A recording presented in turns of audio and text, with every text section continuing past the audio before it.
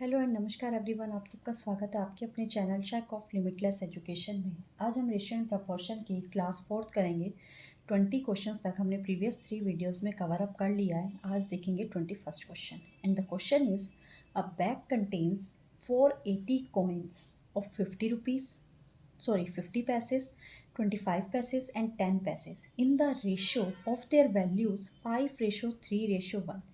How many 50 paise coins. अब इस question में डिफरेंट क्वेश्चन से प्रीवियस क्वेश्चन से क्या डिफरेंट दिया हुआ है, दैट इज़ कि यहाँ पे अब आपको उनकी वैल्यूज़ दे रखी है। नंबर ऑफ कॉइन्स गिवन नहीं है, वैल्यूज़ गिवन है। और वैल्यूज़ किस रेशियो में है? 5:3:1। हमें फाइंड आउट करने हैं कि 50 पैसे के कितने कॉइन्स होंगे। देखो इस टाइप के क्वेश्चन को आप कैसे सॉल्व करेंगे। अब क्वेश्चन नंबर 21। अब इस क्वेश्चन में हमें 3 टाइप्स दे रखे हैं। वो टाइप्स कौन कौन से हैं? 50 पैसे, नेक्स्ट वन इज 25 पैसे एंड नेक्स्ट इज 10 पैसे। 3 पैसे के आपको यहाँ पे कॉइन्स दे रखे हैं। उनकी जो आपको वैल्यूज दे रखी है दैट इज 5 रेशो यानी कि 5, next is 3 rupees and next is 1 rupees. ये आपको वैल्यूज दे रखी है, ठीक है। अब अगर आप टाइप्स को वैल्यूज के साथ यहाँ कैलकुलेट करवा रहे हैं तो यहाँ पे आपके पास क्या आ जाएगा? नंबर ऑफ कॉइन्स आ जाएंगे। अब आपके पास यही यहाँ पे कंसेप्ट है कि आपको ये चीज़ number of coins find out करनी है। अगर number of coins find out कर लेते हैं तो आपको क्वेश्चन में गिवन है 480 कॉइन्स, तो आप इसके साथ कंपेयर करवा के बहुत ईजिली अपना आंसर फाइंड आउट कर लेंगे। तो नंबर ऑफ कॉइन्स कैसे आएंगे, देखिए प्रीवियस वीडियो में भी हमने इस टाइप से क्वेश्चन किए थे। वहाँ पे आपको नंबर ऑफ कॉइन्स गिवन था और वैल्यूज़ निकाल रहे थे। तो आप क्या कर रहे थे, जैसे 50 पैसे दे रखा था, आपको नंबर ऑफ कॉइन्स यहाँ पे 2 गिवन था, तो आप क्या कर रहे थे? 50 इंटू 2, 100 पैसे आ रहा था। 100 पैसे का मतलब क्या हो गया? आपने आंसर लिख दिया 1 रुपीज़। अब वहाँ तो मल्टीप्लाई कर रहे थे, यहाँ मल्टीप्लाई नहीं दिया हुआ है आपको, तो आप इस चीज़ को कैसे करें? अगर आप इस चीज़ को माइंड में कैलकुलेट कर पा रहे हैं, वेल एंड गुड। अदरवाइज मैं आपको बेसिक बता रही हूँ कि कैसे वो सॉल्व होगा। हमने लेट कर लिया कि 50 पैसे के हमारे पास एक्स कॉइन्स हैं, तो वो कितने रुपीज़ यहाँ पे बना रहा है? आपके पास 5 रुपीज़। 5 रुपीज़ का मतलब कितने पैसे हो गए? 500 पैसे हो गए। 100 से जस्ट मल्टीप्लाई करना है, 500 पैसे, एक्स की वैल्यू निकालनी है, तो क्या होगा? 500 पैसे बाय 50 पैसे, कैंसिल आउट हो गया। तो आपके पास यहाँ पे क्या आ गया? 10। तो 50 पैसे वाले अगर 5 रुपीज़ बनाने हैं तो नंबर ऑफ कॉइन्स आपके पास क्या होगा? 10। सेम ऐसे ही नेक्स्ट के लिए 25 पैसे हैं, नंबर ऑफ कॉइन्स आपको नहीं पता है बट अमाउंट कितना हो रहा है? 3 रुपीज़ मीन्स 300 पैसे। पी से पी कैंसिल हो जाएगा, यहाँ पे इसे कट करेंगे, एक्स की वैल्यू आपके पास आ जाएगी 300/25। इसको मैं लिख लेती हूँ 100 इंटू 3, तो ये क्या आ गया? 4, 4 into 3 that is 12। Next is 10 पैसे। 10 पैसे को एक्स से मल्टीप्लाई करवाएंगे इज इक्वल टू 100 पैसे, कैंसिल आउट करके एक्स की वैल्यू आपके पास आ गई 10। तो मैं यहाँ लिखूँगी 10 पैसे वाले कितने कॉइन्स है? 10 कॉइन्स है। अब आपके पास ये नंबर ऑफ कॉइन्स किस रेशियो में आ गया? 10:12:10। अब यहाँ पे देखिए आपके पास है क्या? तो ये आप जो टोटल है कॉइन्स आपके अकॉर्डिंग कितना बन रहा है? 10, 20 एंड 30, दैट इज 32। आपके अकॉर्डिंग 32 बन रहा है बट क्वेश्चन के अकॉर्डिंग नंबर ऑफ कॉइन्स कितना गिवन है? 480 गिवन है। तो यहाँ से जो हमें 1 यूनिट की वैल्यू निकालनी है वो क्या आ जाएगा? 1 यूनिट इज इक्वल टू 480/32। कट करते हैं, 2 into 1 2, 4 0, 4 4 the 16, 4 6 the 24, 4 1 the 4 and 1 and 2 5 4 the 20। यहाँ पर आपकी 1 यूनिट की वैल्यू आ गई 50। 1 यूनिट की वैल्यू 15 आ गई। अब क्वेश्चन में फाइंड आउट क्या करना था कि 50 पैसे वाले कितने कॉइन्स हैं? आपके अकॉर्डिंग 10 है और 1 यूनिट की वैल्यू 15 है, तो आंसर आपके पास कितना आ गया? 150 कॉइन्स। तो 150 कॉइन्स आपके कितने हैं? 50 पैसे वाले। होप आप सबको ये क्वेश्चन क्लियर हो गया होगा। क्लियर? प्रीवियस क्वेश्चन में हमें नंबर ऑफ कॉइन्स गिवन था, वैल्यूज फाइंड आउट करनी थी, वहाँ पे भी आपको टोटल अमाउंट गिवन था, आप कंपेयर करवा रहे थे। इस क्वेश्चन में वैल्यूज का रेशियो गिवन है, कॉइन्स फाइंड आउट करना है बिकॉज आपको total number of coins given है। Okay, now come to the next question. Next question is total coins given है आपको 378 and types of coin given है दैट इज ₹1, 50 पैसे and 25 पैसे and their values are in the ratio 13, ratio 11, ratio 7.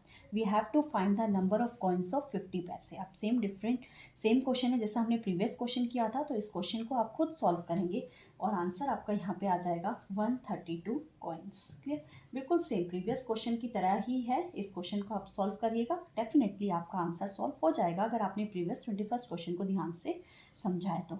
अब हम new concept शुरू करेंगे, that is proportion. Ratio हम डिस्कस कर चुके हैं, अब हम करेंगे प्रपोर्शन को डिस्कस. देखिए प्रपोर्शन क्या होता है. रेशियो में हमने क्या करा था, कंपैरिजन करवाया था. किस चीज़ को कंपेयर करवाया था, हमने टू क्वांटिटीज़ को कंपेयर करवाया था. और क्वांटिटीज़ की कंडीशन आपको पता ही है कि वो क्या होनी चाहिए थी, सेम काइंड की, सेम यूनिट्स की होनी चाहिए थी, सेम कैटेगरी की. अब प्रपोर्शन क्या कहता है, प्रपोर्शन में भी हम कंपैरिजन यानी कि इक्विटी, यहाँ पे कंपैरिजन की जगह हम कौन सा वर्ड यूज़ करते हैं, इक्वल, यानी कि इक्विटी का वर्ड यूज़ करते हैं. मैं सिंपल लैंग्वेज में इक्वल रख रही हूँ. बट इक्वल रखना किससे होता है, हमें यहाँ पे रेशियोज को इक्वल रखना होता है. जब दो रेशियोज को आप इक्वल करते हैं तो अब वो इक्विटी दिखाते हैं उनके बीच में, तो वो चीज़ क्या बन जाती है, प्रपोर्शन बन जाती है. कैसे, आपने यहाँ पे फर्स्ट रेशियो लेट करा ए रेशियो बी, और आपने यहाँ पे एक और रेशियो लेट करा that is C ratio D. अब आपके पास ये दोनों रेशियो, इन दोनों रेशियो को जब आप इक्वल कर देते हैं तब वो क्या चीज़ बन जाती है, प्रपोर्शन. और प्रपोर्शन को हम यहाँ पे रिप्रेजेंट करने के लिए सिंबल यूज़ करते हैं that is double ratio type. और इसी चीज़ को हम क्या बोलते हैं, प्रपोर्शन. ये जो आपको लास्ट में दिखाई दे रहा है, विजिबल हो रहा है, यही चीज़ आपका क्या है, प्रपोर्शन का रिप्रेजेंटेशन है. ऐसे रेशियो को रिप्रेजेंट करते हैं और इस तरीके से प्रपोर्शन को करते हैं. रेशियो में भी मैंने आपको बताया था कि इन्हें डिवीज़न की फॉर्म में लिखा जा सकता है, A by B, C by D. Same ऐसे ही इनको भी डिवीज़न की फॉर्म में लिखा जा सकता है. कैसे, रेशियो को हम यहाँ लिख रहे हैं ए बाई बी, और ये क्या है, प्रपोर्शन, जहाँ पे आप इज इक्वल टू भी बोल सकते हैं. और ये क्या है, सी बाई डी. तो आप इन्हें इज इक्वल टू में तो क्रॉस मल्टीप्लाई कर सकते हैं, तो आप बोल सकते हैं A D is equal to C B. यहाँ पे एक और चीज़ आपको याद रखनी है, जो ये मिड में टू वैल्यूज़ गिवन है बी एंड सी, और ये जो लास्ट में गिवन है ए एंड डी, ये लास्ट वाले को बोलते हैं एक्सट्रीम्स, और मिड के टू वैल्यूज़ को हम बोलते हैं means. B and C will be called means and A and D will be called the extremes. तो product of extremes is equal to product of means होता है. ओके, अब देखते हैं हमारा proportion से रिलेटेड फर्स्ट क्वेश्चन. आप सबको बेसिक क्लियर हो गया होगा. क्या आपको यहाँ पे याद रखना है, बस एक ही चीज़. वो चीज़ क्या है कि रेशियोज को कम इक्वल करवाते हैं. रेशियोज को इक्वल, आपने टू रेशियोज लिया, उनको इक्वल करवाया, उसके बाद सारा कंसेप्ट रेशियो वाला अप्लाई कीजिए. रेशियो को डिवीजन में लिख रहे थे, यहाँ भी रेशियो को डिवीजन में लिख दिया. इस रेशियो को भी डिवीजन में लिख सकते हैं. बीच में कौन सा है, प्रपोर्शन, यानी कि इज इक्वल टू का साइन. फिर मैथमेटिकल ऑपरेशन लगा के हमने क्या कर दिया, प्रोडक्ट में उसको फाइंड आउट कर लिया. Clear. Now first question is simple question से करवा रहे हैं. First question is find the fourth proportion of 18, 24 and 30. Proportion का फर्स्ट क्वेश्चन क्या बताना है हमें, यहाँ पे फोर्थ प्रपोर्शन फाइंड आउट करना है. अब फर्स्ट प्रपोर्शन आपको गिवन है 18, सेकेंड आपको गिवन है 24, थर्ड आपको गिवन है 30, but fourth one is not given. तो मैंने वहाँ पे क्या लिख लिया, x. आपको यही फाइंड आउट करना है. तो आप क्या करेंगे, 18 by 24 is equal to 30 by x. अब क्या करेंगे, क्रॉस मल्टीप्लाई, या फिर इन्हें कट कर लीजिए, 6 इंटू 3, 6 इंटू 4. इन्हें भी आप यहाँ से कट कर लीजिए 10. तो x की वैल्यू आपके पास क्या आ गई, 40. तो आपके पास जो यहाँ पे फोर्थ प्रपोर्शन आ गया वो क्या आ गया, 40. Clear. Now next question. Second question, find the third proportion of 12 and 18. अब देखो टोटल तो 4 प्रपोर्शंस होते हैं, बट यहाँ पे आपको जस्ट 2 वैल्यूज़ गिवन है, 12 एंड 18, और एक वैल्यू को थर्ड प्रपोर्शन को फाइंड आउट करने के लिए बोल रहा है, मैं उसको x लेट कर लूँगी. What about the fourth one. अब इस फोर्थ वन का क्या होगा, ठीक है. तो इस टाइप का जो क्वेश्चन है जहाँ पे हमें थर्ड प्रपोर्शन फाइंड आउट करना है, वहाँ पे कैसे अप्लाई करते हैं उस चीज़ को समझिए. जब आपको थर्ड प्रपोर्शन फाइंड आउट करना हो तो याद रखना, जो सेकेंड वाला और थर्ड वाला होता है उन्हें हम सेम लिखते हैं. 18 18 हो गया, तो यहाँ पे हमें कौन सा फाइंड आउट करना है, ये वाला fourth one, indirectly third one ही बोला जाता है उसे, वो वाला हमें प्रपोर्शन फाइंड आउट करना है. तो कैसे लिख सकते हैं इसे, 12 by 18 is equal to 18 by x. 6 into 2, 6 into 3, 2 into 9. x की वैल्यू आपके पास आ गई 27, मीन्स थर्ड प्रपोर्शन आपके पास आ गया 27। याद रखिएगा जब भी थर्ड प्रपोर्शन की बात बोले 2 वैल्यूज़ गिवन होगी और वहाँ पे सेकंड और थर्ड वाली वैल्यूज़ आपके पास सेम रहेगी। Okay, now come to the next question.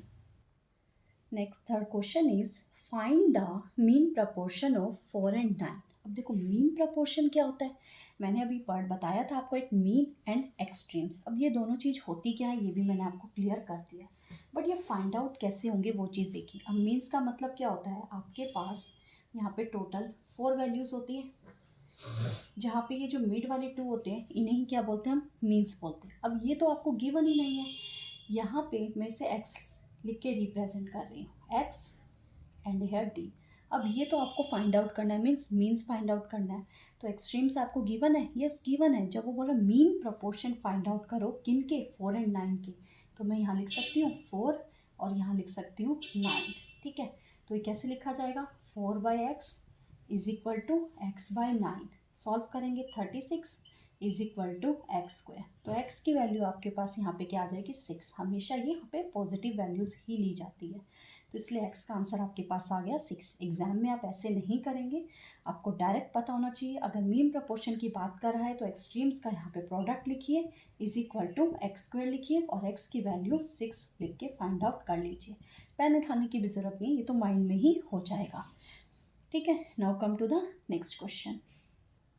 Question is what is the ratio of mean proportion between 4.8 and 10.8 and third proportion to 0.4 and 2.4। अब यहाँ पे दो क्वेश्चन आपको मिक्स कर दिए। फर्स्ट कंडीशन में क्या कह रहा है कि मीन प्रपोर्शन फाइंड आउट करो इन दो नंबर्स का, सेकंड कंडीशन में कह रहा है कि थर्ड प्रपोर्शन फाइंड आउट करो इन दोनों नंबर्स का और फिर उन दोनों का रेशियो निकालना है।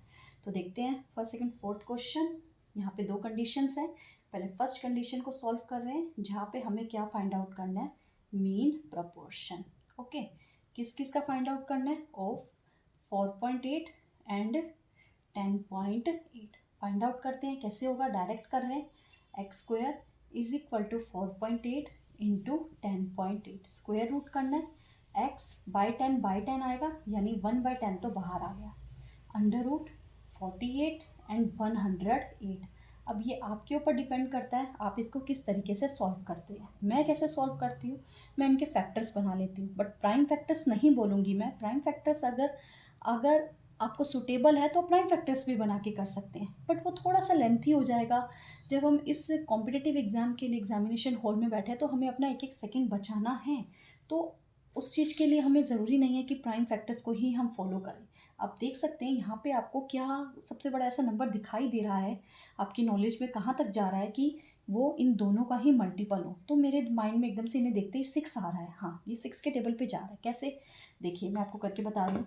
तो मैं इस 48 को लिख सकती हूँ 6 इंटू 8 48, और इसे देखते ही मेरे माइंड में आ रहा था 6 इंटू 18 आपके पास क्या होता है 108। अब 6 यहाँ भी है 6 यहाँ भी है तो ये बाहर आ जाएगा। ठीक है, मीन्स ये 6 का तो आपके पास बाहर आ गया रूट से, यानी ये कंप्लीट आपके पास स्क्वायर रूट बन रहा था। अब बचा 8 और 18। इस 18 को मैं कैसे लिख सकती हूँ, अब ये चीज़ भी आपके पास है और 18 भी। कैसे लिख सकती हूँ 18 को, 9 इंटू 2। 2 चाहिए क्या इस 8 के अंदर था, हाँ 2 इंटू 4, यानी 6 और 2 भी बाहर आ गया, यहाँ से 6 और 2 भी बाहर आ गया। अब अंदर क्या बचा, 4 और 9 दैट इज़ 36, और 36 किसका स्क्वायर रूट होता है, 6 का होता है स्क्वायर। 6 का स्क्वायर क्या होता है 36, यानी 36 किसका स्क्वायर रूट होता है 6 का। तो मेरे माइंड में आ गया 6 इंटू 2, एक 6 यहाँ से कॉमन आ रहा है, एक 2 कॉमन आ रहा है और 36 एक 6 आ रहा है। तो आपके पास यहाँ क्या बना, 6 इंटू 6 36 एंड 2 दैट इज़ 72। 72 बनेगा या नहीं, 72/10। तो x की वैल्यू आपके पास आ गई 72/10 विच इज़ इक्वल टू 7.2। ठीक है, होप यहाँ तक आप सबको क्लियर हो गया होगा कि मैंने कैसे इस नंबर का स्क्वायर रूट 7.2 निकाला है। मैं एक बार फिर भी दोबारा बता रही हूँ कि कैसे इस चीज़ को सॉल्व किया है मैंने माइंड में ही। थोड़ा बहुत पेन चलाने की नीड पड़ी थी बट ज़्यादा नहीं। 48 को मैंने कैसे लिखा, 6 इंटू 8 48, और 108 को क्या लिखा 6 इंटू 18। अब ये 6 तो हो गया कॉमन, एक 6 आ गया आपके पास बाहर, रूट से बाहर आ गया। फिर 8 और 18 को भी स्प्लिट करना था। 8 को मैंने क्या करा 2 इंटू 4 लिखा, यहाँ से भी 2 एक बन के आ रहा था तो 2 इंटू 9 लिखा, तो ये 2 और ये 2 भी आपके पास क्या आ गया, बाहर आ गया। अब क्या बचा, 4 इंटू 9 दैट इज़ 36, और 36 किसका स्क्वायर रूट होता है, 6 का, तो ये 6 भी बाहर आ गया। तो क्या बचा आपके पास, 6 into 6 36 into 2 72, 72 by 10 that is equal to 7.2। ये आ गया आपके पास x की वैल्यू। ठीक है, आगे x, ये फर्स्ट कंडीशन आपके पास आ चुकी है। हो सकता है आप किसी और मेथड से भी कर सकते हैं, यहाँ पे 18 इंटू 8 का भी मल्टीप्लाई करके फिर आप फाइंड आउट कर सकते हैं कि वो किसका स्क्वायर है, कोई इशू नहीं है, आपको जैसे सूटेबल हो आप वैसे करो। बस मैंने अपना मेथड आपके साथ शेयर किया था कि जो डायरेक्ट अप्रोच है मेरे माइंड में जो सबसे पहले आती है, या मैं स्टार्टिंग जब से भी पढ़ती आई हूँ कॉम्पिटिटिव एग्जाम के लिए, मैं यही मेथड अप्लाई करती आई हूँ, तो मुझे इसी में ही कंफर्टेबल लगता है। कोई इशू नहीं है अगर आप कोई और मेथड अप्लाई करते हैं तो। ठीक है, अब फर्स्ट कंडीशन हमारे पास आ चुकी है, सेकंड कंडीशन को देखते हैं। सेकंड कंडीशन में हमें क्या फाइंड आउट करना था, थर्ड प्रपोर्शन। मैंने आपको बताया था थर्ड प्रपोर्शन की जब वैल्यू आपको ऐसे दे रखी हो तो हम क्या करते हैं, सेकंड और थर्ड को सेम बनाते हैं। तो 2.4 प्रपोर्शन 2.4 रेशियो x, कैसे लिख सकते हैं इसे, 0.4 by 2.4 is equal to 2.4 by x, multiply हो जाएंगे या फिर बोल लीजिए, ठीक है पहले मल्टीप्लाई कर लेते हैं। 0.4 इंटू, यहाँ से 10 से 10 कैंसिल आउट कर लेते हैं, फिर इसे कटी कर लेते हैं, 4 इंटू 1 एंड 6 मल्टीप्लाई करवा देंगे 2.4 इंटू 6 को, तो आपके पास ये आ जाएगा 14.4। एक्स की वैल्यू आ गई 14.4, ये आपके पास आ गई सेकंड कंडीशन। ठीक है, आगे क्या करना था, हमें इन दोनों का ही रेशो निकालना था। तो रिक्वायर्ड रेशो क्या होगा आपके पास, 7.2 बाय 14.4, डेसिमल से डेसिमल आपका कैंसिल आउट हो जाएगा। सॉल्व करेंगे, साफ दिखाई दे रहा है ये इसका डबल हो रहा है, तो क्या आ गया 1/2, रेशो बताना था तो 1:2 आपका क्या आ जाएगा आंसर। ओके, होप आप सबको ये क्वेश्चन क्लियर हो गया होगा, ज़्यादा लेंथी नहीं है, देखने में लग रहा है और माइंड में आपके ऐसा ना आए कि इतना लेंथी क्वेश्चन नहीं आएगा, बिल्कुल भी ऐसा नहीं है, ये सिर्फ आपको समझाते टाइम इतना लेंथी हो गया, अदरवाइज़ क्या था, देखिए mean proportion, sorry for the disturbance, otherwise देखिए क्या है, मीन प्रपोर्शन आपको फाइंड आउट करना था, तो ये मीन प्रपोर्शन है, इन दोनों को क्या कर लीजिए, एक्सट्रीम्स को multiply is equal to x square रख के एक्स की वैल्यू आ गई। यहाँ पे थर्ड प्रपोर्शन फाइंड आउट करना था, थर्ड प्रपोर्शन में भी क्या होते हैं, मीन्स आपके पास यहाँ पे सेम हो जाते हैं, उनका स्क्वायर करके is equal to 0.4 into x करना था, और फिर वहाँ से एक्स की वैल्यू फाइंड आउट करनी थी, दोनों तरफ आपकी वैल्यूज़ आ गई, उनको क्या करना था, डिवीजन में लिखना था और फिर उनका रेशियो फाइंड आउट कर देना था। Okay, now next question is, if A ratio B is 3:2, then find the value of, या find the ratio of 5A plus 3B is to 3A plus 4B। अब इस क्वेश्चन में आपको क्या given है, फिफ्थ क्वेश्चन में A ratio B आपको given है इज 3:2, और हमें क्या फाइंड आउट करना है, 5A plus 2B bye 3A plus 4B। अब इसको आप कैसे लिख सकते हैं, A by B is equal to 3/2, ऐसे लिख सकते हैं आप। कहने का मीनिंग क्या हो गया, A is equal to 3x and B is equal to 2x। X लिख के अपने क्वेश्चन को लेंथी नहीं बनाएंगे, जस्ट इतना याद रखिए कि A की वैल्यू क्या हो गई 3 और B की वैल्यू क्या हो गई 2। अब इस वैल्यूज को यहाँ पुट कर दीजिए, 5 इंटू A इज 3 तो क्या बन गया 15, प्लस B की वैल्यू 2 है तो 2 इंटू 2 4, A की वैल्यू 3 है तो 9, प्लस B की वैल्यू 2 है तो 4 इंटू 2 8, एडिशन कर दीजिए 19, और नीचे क्या आ गया आपके पास 17। यही क्या आपके पास आंसर, फ्रैक्शन में दे रखा है तो 19/17, और अगर रेशियो में दे रखा है तो 19:17। Okay, now next question, if A is inversely proportional to cube of B and if A is equal to 3 then B is equal to 2, if A is equal to 8/9 then B will be. देखो ये जो inversely और directly proportional होते हैं ये कैसे होते हैं क्वेश्चंस, वो भी समझाती हूँ। 6 क्वेश्चन में आपको गिवन है कि A इज इन्वर्सली प्रोपोर्शनल, ये प्रोपोर्शनैलिटी का सिंबल है हमने लगाया, इन्वर्सली की बात कर रहा है तो ऐसे आएगा, वाई में आएगा, किसके इन्वर्सली प्रोपोर्शनल है, क्यूब ऑफ B, तो आप इस तरीके से लिखेंगे। अगर डायरेक्टली प्रोपोर्शनल की बात करता तो हम लिखते A is proportional to B cube, ये इन्वर्सली प्रोपोर्शनल है और ये डायरेक्टली प्रोपोर्शनल है। अब हमें क्वेश्चन में ये दे रखा है तो इसको फॉलो करेंगे, इसको नहीं करेंगे। क्या कह रहा है, आपके पास एक कंडीशन है, अगर A की वैल्यू 3 है देन b इज़ 2। अब प्रोपोर्शनलिटी का साइन हटा के हमें यहाँ इज इक्वल टू बनाना है, तो यहाँ पे हम एक कॉन्स्टेंट ले लेंगे, उसको हमने मान लिया के। आप कोई भी कुछ भी अल्फ़ाबेट लिख सकते हैं, उसको हम बोलते हैं कॉन्स्टेंट ऑफ प्रोपोर्शनलिटी। बाय में क्या आ गया आपके पास बी क्यूब। ठीक है, अभी इसको ऐसे लिख रहे हैं, ए इज इक्वल टू के बाई बी क्यूब। प्रोपोर्शनलिटी का साइन हटा के आपने इज इक्वल टू लगाया। कह रहा है अगर ए की वैल्यू 3 है तो बी की वैल्यू आपके पास 2 है, तो 2 क्यूब आपके पास क्या हो गया, दैट इज 8। तो के की वैल्यू आपके पास क्या आ गई, 24। ठीक है, क्वेश्चन में आगे क्या कह रहा है, if A is equal to 8/9, अगर ए की वैल्यू 8/9 हो जाए, ए की वैल्यू 8/9 हो जाए, तो बी की वैल्यू बताओ क्या होगी। अब के तो आप फाइंड आउट कर चुके हो, 24, तो B cube as it is हमें फाइंड आउट करना है, तो सॉल्व करते हैं। 8 3 24, तो बी क्यूब आपके पास क्या आ जाएगा, दैट इज 27। और 27 किसका क्यूब होता है, 3 का, तो बी की वैल्यू आपके पास क्या आ गई, 3। ओके, होप आप सबको क्वेश्चन क्लियर हो गया होगा। फिर से बता रही हूँ, ये इन्वर्सली प्रोपोर्शनल के लिए यूज़ करते हैं और ये डायरेक्टली प्रोपोर्शनल के लिए। यहाँ पे जो भी आपको दे रखा हो, क्यूब, स्क्वायर, प्लस माइनस, कुछ भी मल्टीपल में, कुछ डिवीजन में, तो आपको ये बारे में ही लिखना है और यहाँ पे डायरेक्टली के लिए डायरेक्टली लिखना है। प्रोपोर्शनलिटी का साइन हटा के आपको कुछ ना कुछ या कॉन्स्टेंट लिखना है। सेम ऐसे यहाँ भी अप्लाई होता है। फिर आपको ये दोनों वैल्यूज़ गिवन होगी क्वेश्चन में और यहाँ पे कॉन्स्टेंट ऑफ प्रोपोर्शनलिटी फाइंड करनी है। फाइंड करने के बाद फिर आपको दोनों में से एक वैल्यू गिवन होगी और एक ऑलरेडी आप फाइंड आउट कर चुके हैं, तो दूसरी वैल्यू आपको फाइंड आउट करनी पड़ेगी। Okay, now next question, if A varies directly as B and inversely as C, A is 12 when B is 6 and C is 2, what is the value of A when B is 12 and C is 3। अब यहाँ पे total आपको 3 given है, directly inversely दोनों दे रखा है, but वो दोनों ही A के से रिस्पेक्टिव में वर्क कर रहे हैं। तो कैसे होगा, कह रहा है जो A है वो डायरेक्टली प्रोपोर्शनल है B के, बट इन्वर्सली प्रोपोर्शनल है C के। तो आप देख सकते हैं एक ही कंडीशन में हमने दोनों, यहाँ पे एक ही चीज़ में दोनों कंडीशन हमने अप्लाई कर दी है। A is directly proportional to B, A is inversely proportional to सी।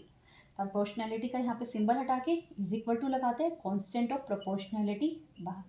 ठीक है, तो क्या बना, A is equal to k B by C.